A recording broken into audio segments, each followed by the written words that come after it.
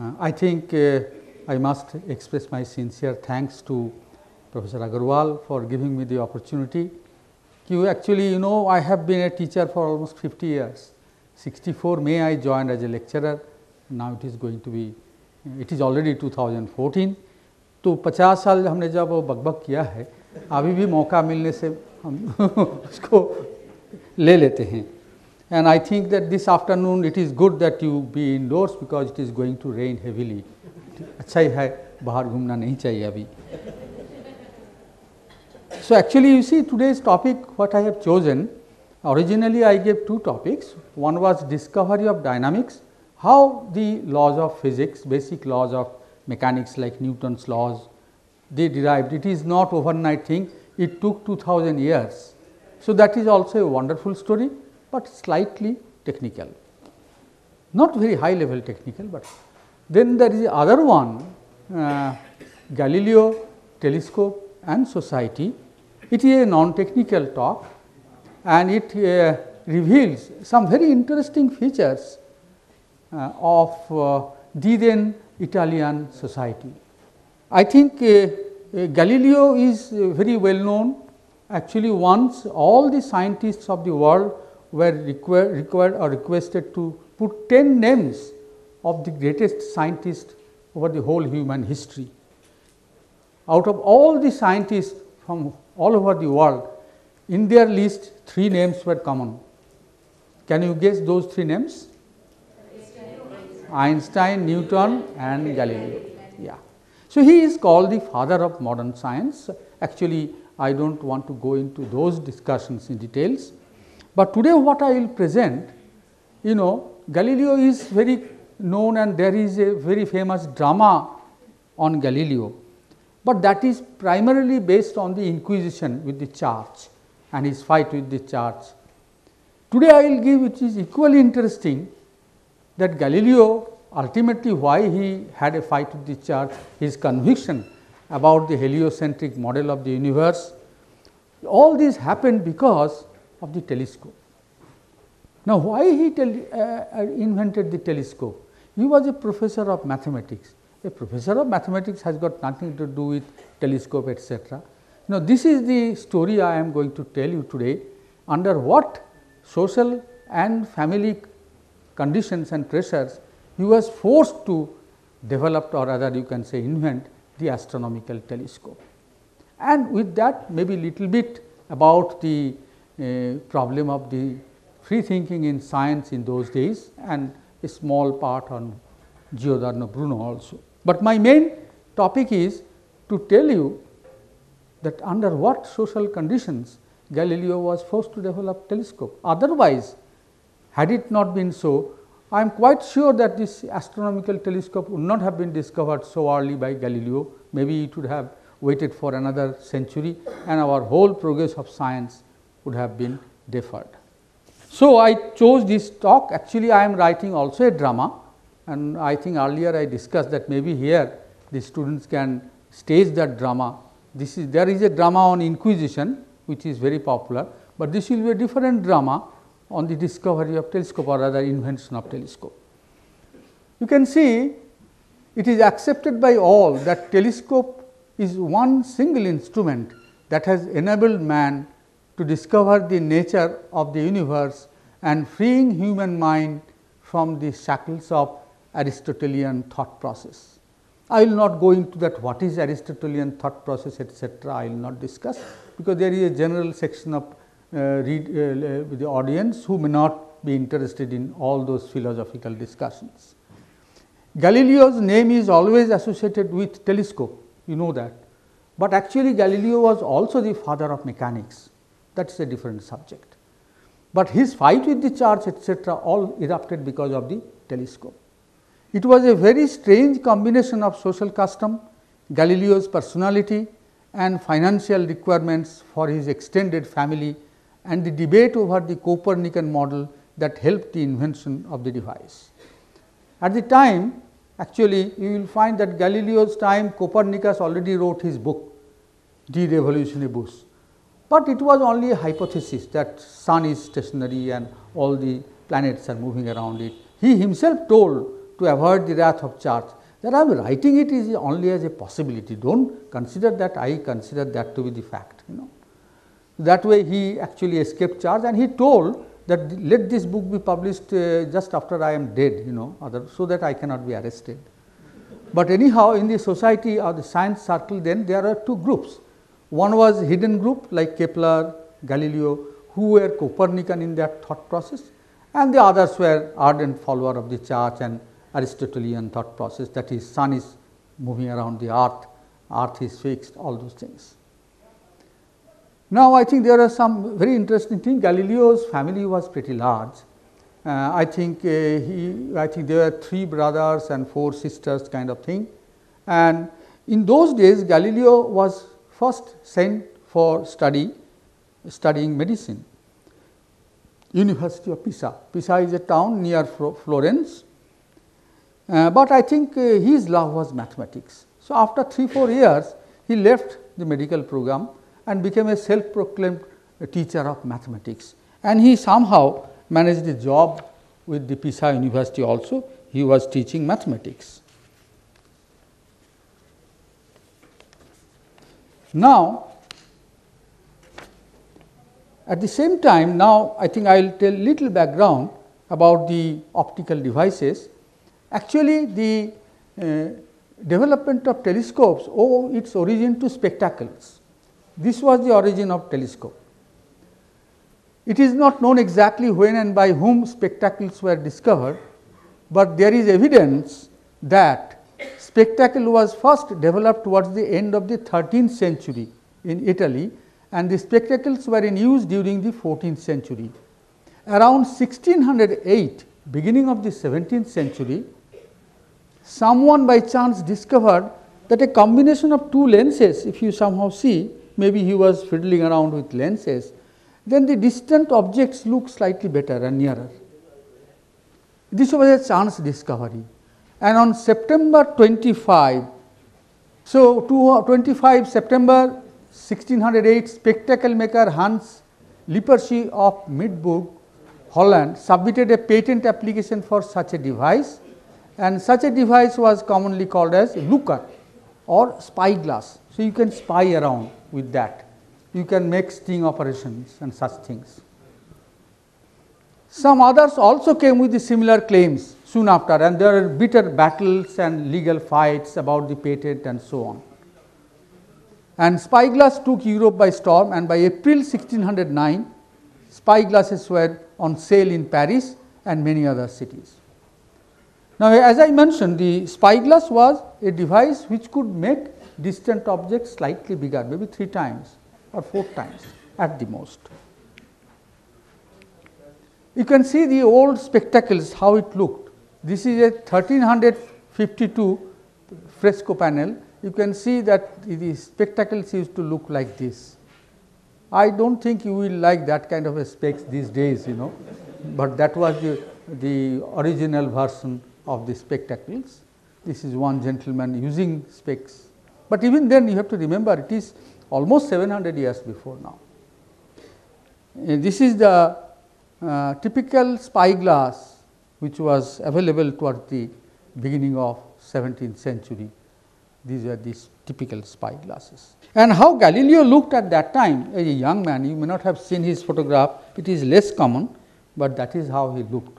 He was actually a very bombastic person, very proud and somewhat extravagant and extrovert, and at the same time he was hypochondriac. All the time he used to feel he is ill and he used to call the doctor, and he used to spend a lot of money also. Now, to understand why it was Galileo who could develop a device like telescope, we need to recognize his desperate need for extra income. He was a professor of mathematics, but I think why he will discover telescope? It is only a desperate need to have some extra income. Why he needed that extra income? It depended on some very peculiar social custom of Italy, or rather Venice or Florence in those days. I will come to that. And of course, his scientific brain and his skill in making devices at his home. He had a workshop otherwise at home you cannot make a telescope, and scientific talent and inquisitiveness. So, development of telescope with much higher magnification than a typical spy glass, which is only 3 or 4, required both a good understanding of optics, which Galileo as a great scientist had, and the capability to make the precision device. For that you need machines, workmen and proper mechanics to do that. Now, what was the motivation to do this for a mathematics professor? Let us examine the circumstances. It is very interesting.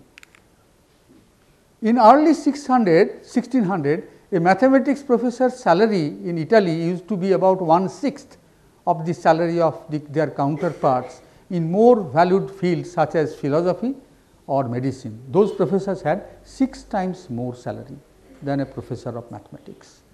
So, I think what we say that we neglect science etc., is not correct. It was much worse in the earlier days, at least in West. And this salary per year at the Pisa University was about 180 crowns only per year. It's a very meager salary. A soldier's salary was almost 12 times that. Now, Galileo's real trouble started after his father's death. 1591, Vincenzo Galileo died, leaving all the children, and Galileo was the eldest son. And actually, you see that he then had to take care of this large family and also as the eldest son. Now, you can see the family. Vincenzo left Galileo, Benedetto, who died I think early, Virginia was the eldest daughter, Anna was the second eldest daughter, Michelangelo is the younger son and also a useless fellow, Livia was the daughter, youngest daughter, Lena was the daughter, not much known about her, but people think that she also died young. So, when he died in 1591, it was just after Virginia married. Now, in Italy, they had a very severe dowry system then. If your daughter, you get married to a good damad, jo kalte hum log, acha. So, you have to agree to certain payment of dowry. If you cannot pay the dowry according to the contract, you will be put to jail. So, not paying the dowry was a crime for which you will be jailed. So, that was the system there. And a good marriage in a good family of a daughter required a dowry which was equivalent to 2.5 years salary of Galileo as a mathematics professor. So, you can see what happened. The Virginia got married just before her father died, but father died and the responsibility of taking care of the dowry payment was on Galileo.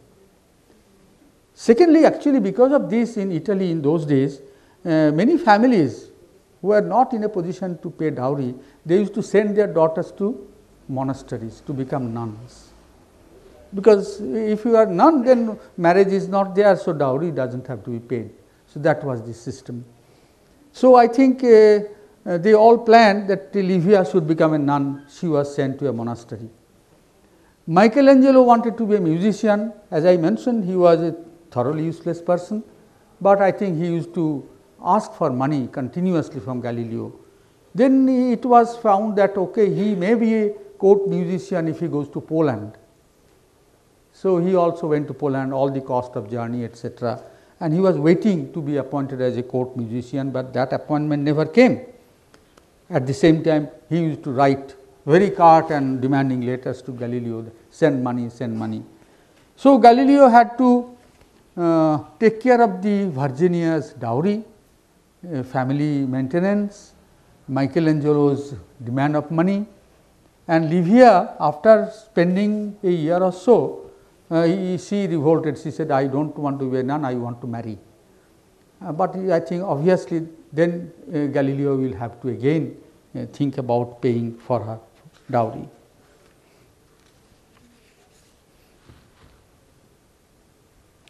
So, you can see Virginia married in 1591 before her father's death, and she had to be provided with dowry, as I mentioned, and in those days custom such and such things. Actually, Galileo even at the time of marriage also spent lot of money for giving some wonderful presents to his sister. I think actually the dowry amount for Virginia was such, it would have taken many years for Galileo to pay back the dowry. Otherwise, he could face a prison term in Florence. By a stroke of luck, he was trying, of course, as we also do here, writing to this IIT, that institute, that company. He was doing, and he got an appointment at University of Padua, where actually he spent a very long time, almost I think 18 years. And there the salary was somewhat better, 180 florins per year. And he used to teach there mathematics initially and simple astronomy to medical students. Now, actually medical students are generally from well-off families, here also, isn't it? कितना पैसा लगता medical में, आप Ramayan college में भर्ती होंगे तो 18 लाख करीब के आसपास. So obviously they are wealthy people, and that was the case there also. So they used to pay. Now his extra income, how he could earn? Mathematics nobody wants to study, but in those days in medicine there was a compulsory course on astrology. The idea was that if a patient comes to a doctor, doctor will first cast the horoscope, and if it is seen that ज़्यादा दिन नहीं है उनका, so much effort will not be spared for treating the patient. Only if the doctor says yes, he has lot of time to live, interest will be taken. So astrology was a compulsory course in medicine course in those days, subject in medicine course in Italy in those days. And to do astrology, one has to know little bit of astronomy also, isn't it? You have to talk about this planet, that planet, ये मंगल है, शनि है, ये सब. Unless you say all those blah blah blah, a person is not going to take you seriously. So obviously the doctors had to know little bit of astronomy, so that they could cast horoscope of the patients and decide whether to give much importance to treatment or not. And astronomy Galileo could teach well, and because he had some passing interest in astronomy, his real love was mechanics and mathematics, and he used to earn money from private tuition of those medical students, and this way it was going. But Livia then started revolting that I want to marry, and a good boy had to be found out.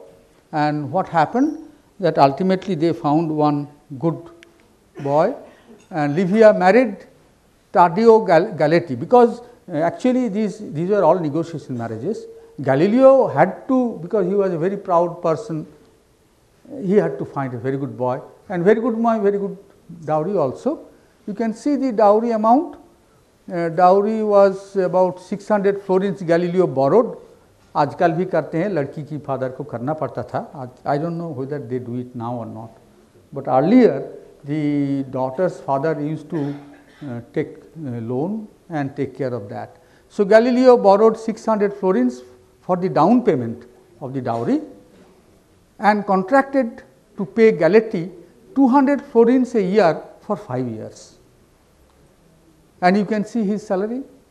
It was increased, of course, he was a good teacher. So it is definitely it was possible that 320 per year, and in 1606 it was increased to 520 florins per year. But before that it was quite meager, that means 180 kind of thing.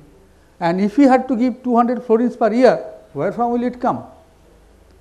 So I think he was doing all those kinds of things, and his family, Michelangelo from Poland, used to keep on writing, पैसा भेजिए, पैसा भेजिए. So Galileo, as an entrepreneur facing the absolute need to have extra income, he leased a large house and took students from rich families as paying guests. So some income he used to get as from those students. He used to also offer private tuition, both in mathematics and astronomy, to the medical students.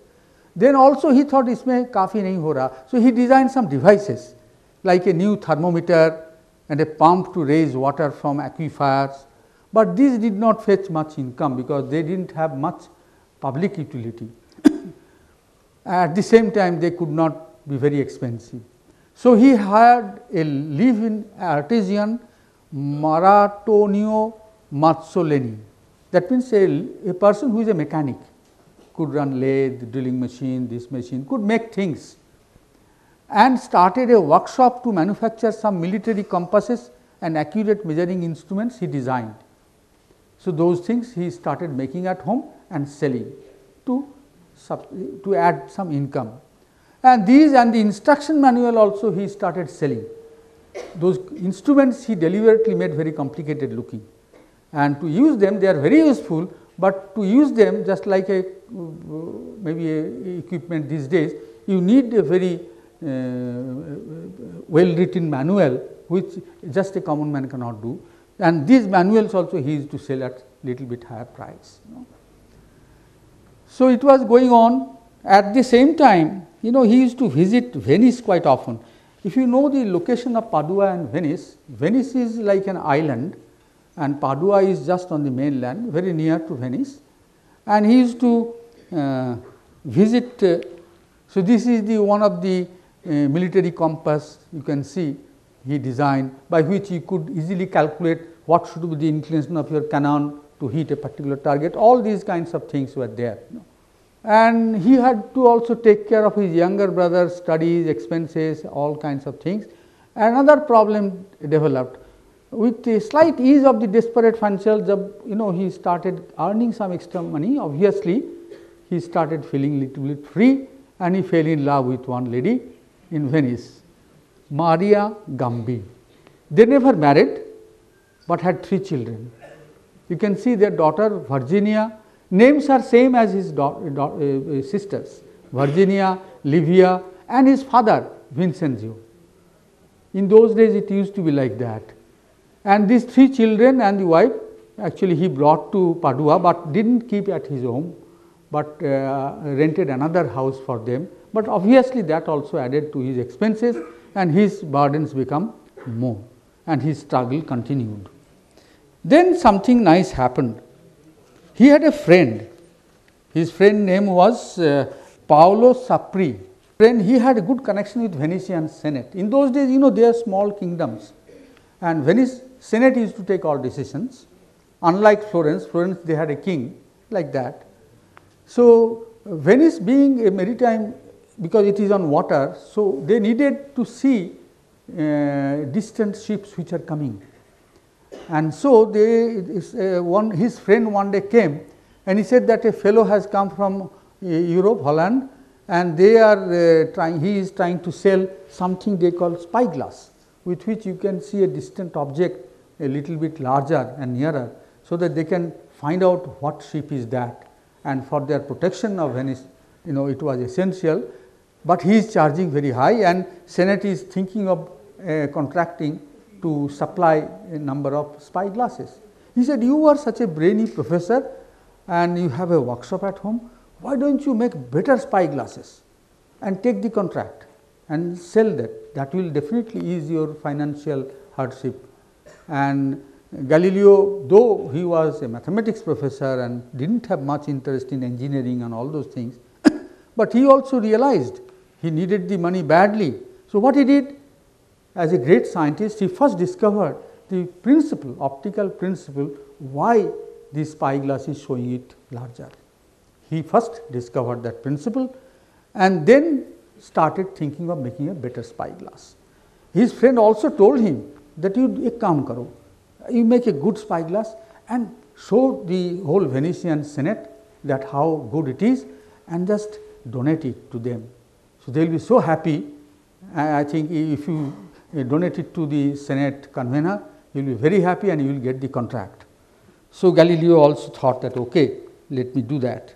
So, he made a spyglass that was about 3 times more powerful, that means its magnification power was 9, and he called his device as perspicillum.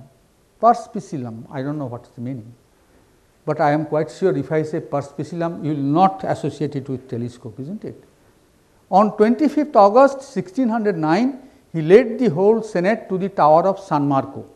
In Venice, there is a tower at a place called San Marco, just on the bank of the sea, and he demonstrated his spyglass and they are extremely happy.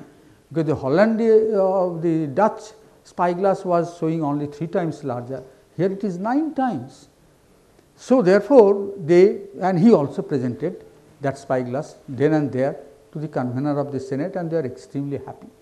He got the contract. But by being the scientific genius he continued his work on making still more powerful spyglass. And by November 1609, he fabricated a 20 power spyglass. Magnification power was 20. You can see the San Marco, many of you must have seen. Have you been? Some of you must have gone to Venice. This is San Marco, and this is the tower where Galileo took all the Senate members, and from the gallery they saw distant ships, and they could earmark easily that which company, which country, what type ship is that, you know. So, you can see that the demonstration going on with his 9 magnification power telescope. Now, one thing, of course, this is all like the normal binoculars we use. The question of seeing the heavens with thing, it is felt that there was an English mathematician, I think Thomas Harriot, and a German astronomer Simon Marius. They observed the skies with a regular ordinary spyglass before Galileo, but their spyglass being so of such low power, they could hardly make any difference. They did not realize that things are very different. On 30th November, this is a very crucial day, and recently I think the 400 years was celebrated. 1609, he focused this 20 magnification spyglass to the sky and near his home, or just outside his home in Padua, and that changed the course of human history, our scientific knowledge. His first telescope, this is the telescope which he made, 20 power telescope, which is still kept in the Florentine History of Science Museum. One of the lenses is cracked, as you can see the top one, and this is the same telescope which Galileo used on that November night in 1609 and discovered the nature of the universe. These are the typical 17th century telescopes. You can see they look like more like bansuri ke jaisa lagta na, they look like flutes rather than telescopes. And Galileo also made one 30 magnification telescope mounted on the stand. So, therefore, now you can see that, and he first saw the moon, and with he saw, this is his own sketch with hand. He could see that the moon is full of mountains, valleys, craters, just like Earth. The Aristotelian theory was all the heavenly bodies, they are made of a different element, they are not terrestrial thing. That is why they have light, they do not change. That is called, the earthly things are made of 4 elements. Of course, in India we had 5 elements, they had 4. But he said that Aristotle said they are all made of 5th element, which is incandescent, which never change, and they are different from the earth. But Galileo saw there is no difference. Actually, by looking at the shadows, he could even calculate the height of some of the hills and mountains of the moon. He said that they are same thing. You can see that there is nothing different. So, moon is like earth. So, December 1609, the nature of moon's surface, he realized, he sketched, and he told his friends, gave some lecture. Then in the same December 1609, he also focused his telescope to the Milky Way, the Akash Ganga, in Hindi called Akash Ganga. Yes. So, and then earlier its nature was not known, it was a very nebulous white patch. But then I think he saw there nothing but huge number of stars. You know that this Akash Ganga is nothing but the edge view of our own galaxy in which we are. Our own galaxy, from one side to one side, light takes 100,000 years to travel. From here to sun it takes 8 minutes. So, this is the diameter, thickness is about 6000 light years, and number of suns. How many suns do you think, suns like just our sun, how many suns are there in our own galaxy? Approximately, अंदाज कीजिए. 1000 crore suns are there in our own galaxy. And how many such galaxies till now we have been able to see and plot? 2000 crore such galaxies we now see with telescope, 200 billion. So, you can imagine the size of our or the scale of our universe. We are nothing. So, झगड़ा करना बंद कर दीजिए with your neighbor. Then he also saw the phases of Venus. He also saw Jupiter, and he saw 4 moons of Jupiter. He first saw there are some 4 dots of light that he thought they are stars. Then next day he found their positions have shifted, changed. Next day the again positions are changed. You know that if you find something is rotating like this, when you see from edge, what will happen? The positions will change. Then he realized that they are not stars, they are some satellites of Jupiter, they are rotating around Jupiter. So, he found a mini solar system, and then he became more convinced that there is nothing wrong in our earth rotating around the sun, because Jupiter is having 4 such satellites rotating. They are called Galilean satellites. Now, more satellites have been, and that was January 7, 1610. After just sunset, he discovered 4 moons of Jupiter, and also in autumn 1610, when he was watching Venus, he found Venus also has color just like moon, it has phases. So, therefore, these 2 things made him convinced that it is the Copernican model is the correct one, because unless Venus is rotating around the sun in an orbit which is inside our own orbit, you cannot see the phases of Venus. So, I think these discoveries had tremendous impact on the scientific circle. This is his own diary, where he was putting the Jupiter's 4 satellites day after day and showing, and he calculated their periods, etc. all he did, and this is his own notebook where he made the notings. Now, he became very famous, obviously, of his outstanding discoveries, which he described in his book Sidereus Nuncius, that means starry messenger. And on April 14, 1611, Prince Federico Cesi and his scientific society Accademia di Lincei held a banquet in Galileo's honor on a hillside in the outskirts of Rome. Galileo thrilled the guests by showing the moons of Jupiter through his spyglass. Then a mathematician from Greece, Giovanni Demisiani, suggested a special name for Galileo's spyglass by combining 2 Greek words, tele and scopio. Henceforth, Galileo's spyglass became known as telescope. Of course, after this, Galileo saw many things. Like these are the sunspots, again your own drawing by Galileo's notebook you can see. He saw the spots on the sun, and he also saw that it is rotating. He was the first one to see that sun also rotates about its own axis. He calculated the period also about 14 days or something like that. Now, the progress of science quickly.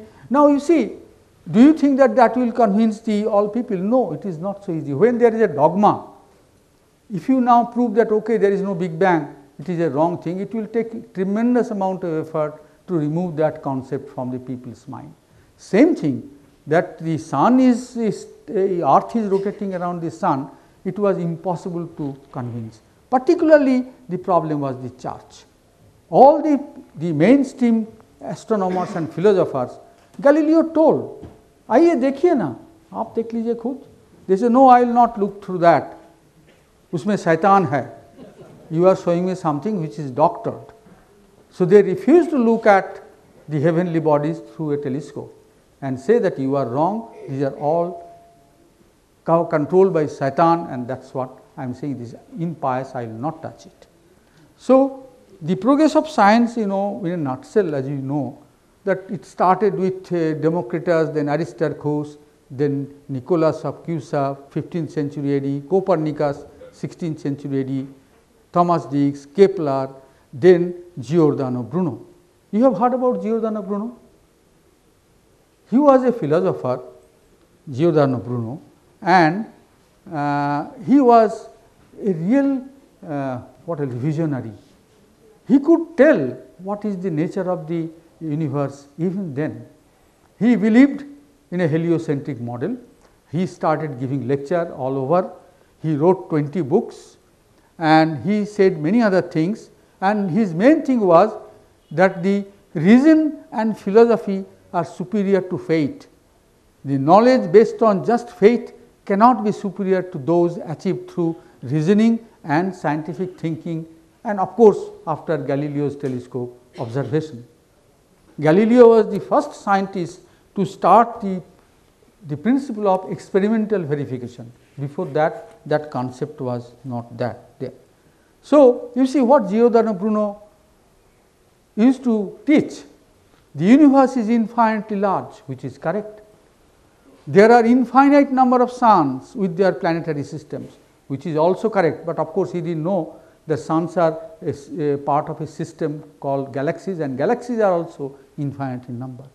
There are intelligent beings in those planets, and there is no special center of the universe like Earth. So, these are the teachings he had, and all these were against the doctrine, particularly the Catholic doctrine. And therefore, I think the church was angered very much, and there was arrest warrant against him. He fled, and then for a long time he lived in France for 10 years and published 20 books, taught lot of students. Then he was invited, he went to Germany. Then 1591, another 5 years went, he was invited to visit Venice. Then some of his student or friend, I do not know, his treachery, he was arrested in 1593 and sent to Rome for trial. He was imprisoned there in a small box kind of room made of lead, which becomes no window, nothing, which makes it very hot. And he was there for 6 years. He used to be asked every day, do you retract from your teaching that earth is not stationary, sun is stationary? He said, no, that I do not believe it. So, on 8th January, I think after 6 years, he was declared a heretic and sentenced to death. But the judges told that his death should be so that not a single drop of blood falls. It is so bad, so full of Saturn, his blood is also so impure, our earth should not be polluted with his. So, his death should be without any kind of bloodshed. So, hearing this sentence, it is a very famous saying. Bruno declared, perhaps you, my judges, pronounce this sentence against me with greater fear than I receive it. Of course, his judges, they posed as if they have not heard him. Then what happened on February 17th, 1600, very early in the morning, he was taken from his jail.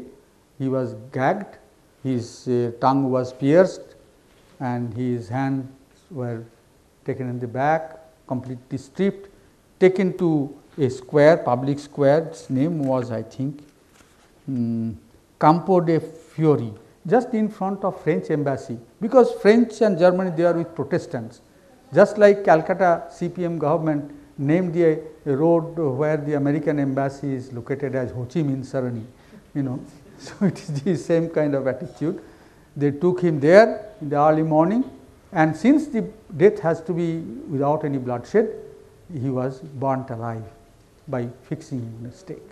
So, this is the 400 years after his execution, official expression of profound sorrow was recorded during Pope John Paul II tenure, that means the turn of the century, just few years back.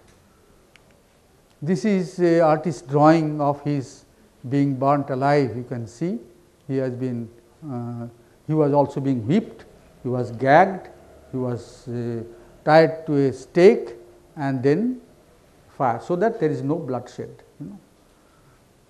Would you like to see the judge who actually pronounced that?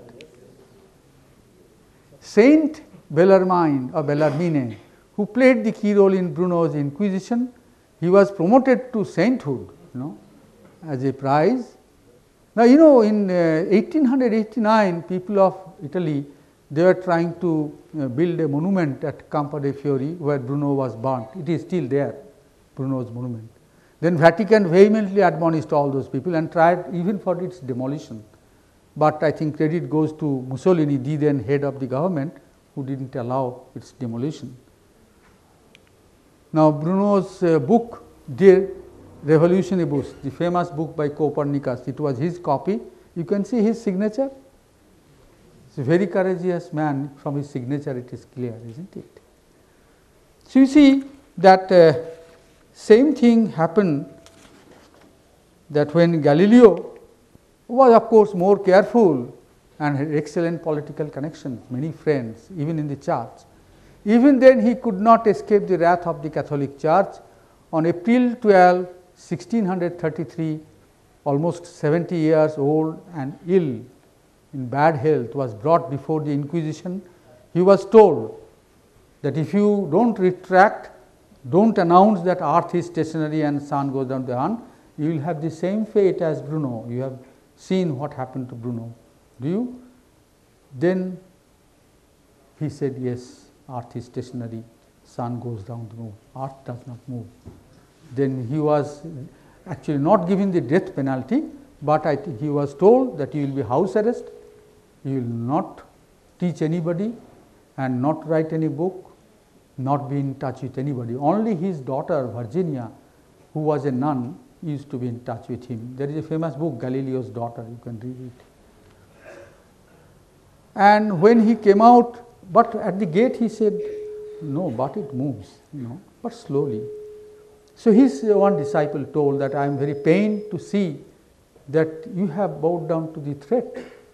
Now it may look as if he was not of that stature in courage as Bruno, but I think not being killed or being burnt alive, it was a great thing, because he wrote two famous books during his house arrest period, which are the foundations of today's mechanics and engineering. These discourses on two new sciences, those of you who have read, this is the foundation stone of all engineering today. So he was put in a house outside Florence, was forbidden to publish or any work, and but this book which he wrote, he was spirited out in secretly to it out of Italy and was published in Protestant Holland in 1638. By then Galileo had become totally blind and very ill. He died on 8th January 1642.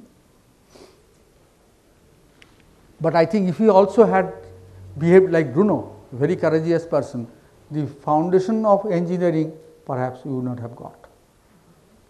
So this is the Galileo's house originally, when he was with pomp and pride, he was very famous, where he lived from 1617 to 1631, 14 years. But during the house arrest period, that was his house, where he lived from 1631 to 1642. But I think we may feel little bit happy that you see that the only direct why the problem was the only direct evidence that the earth is moving. What happens? Earth is going around the sun in a big orbit. So from one point to diametrically opposite point, it is equal to the diameter of Earth's orbit, pretty large distance, about 19 crore miles. Then people are saying that why there is no parallax. If you go and shift and you see a distant object, you see a parallax. But there is no parallax. Of course, scientists were thinking there was no parallax could be seen because the stars at a great distance, but they did not have any idea how great those distances are. The first parallax, which is a fraction of a second of r, was detected in the first half of 19th century, many I think couple of so you can see, and that just the continuous effort to detect a stellar parallax was the primary force behind the development of telescope, bigger, larger, more accurate and so on. The real motivation was to detect parallax if we are moving. Now, we may be very happy that okay, all those things are over, nowadays scientists are not persecuted, not burnt alive. It is true, but I think nowadays the story is not over. Even today, new revolutionary ideas, particularly those which go against the dogmas in science, are smothered by the establishment. And these days the rebel scientists are not burnt at stakes, but there are other ways to make them silent. So, I know personally two of them who has recently died in Germany, a very famous American astronomer, Halton Sharp. He died 2 weeks back in Germany because he was exiled from America, because he was not agreeing with the standard model of Big Bang. He was thrown out at the age of 95, he died. Another friend of mine, who was another theoretical astronomer of Finland, who was a student of Jean-Pierre Vigier, who was again a student of de Broglie, a very famous physicist, and he had good publications in Nature and other journals. This Toivo Jaakkola his name, he also was not doing his research to support the expanding model of the universe, Big Bang theory. So, his job he lost first in Helsinki, then his friends gave him some appointment in their projects. Then after a year, they received a threat that if you appoint that fellow in your project fund will stop. So, they were forced to throw him out of the, and that was 1991 or 92. 95, we were thinking of bringing him to India. He agreed and worked at Allahabad at Harishchandra Research Institute. Everything was settled, but just 2 months before that, one day he just died at his home, sitting along with his friends, because he used to remain ill nourished because there was no job. Small money his wife used to earn through private tuition, but definitely it was not enough. So, he died only at the age of 52, ill nourished, impoverished and completely disenchanted with the attitude of people. So, I think friends, what I wanted to say that the human society remains same. I think only the techniques of torture and techniques of controlling people are different, end result being more or less the same. Thank you very much.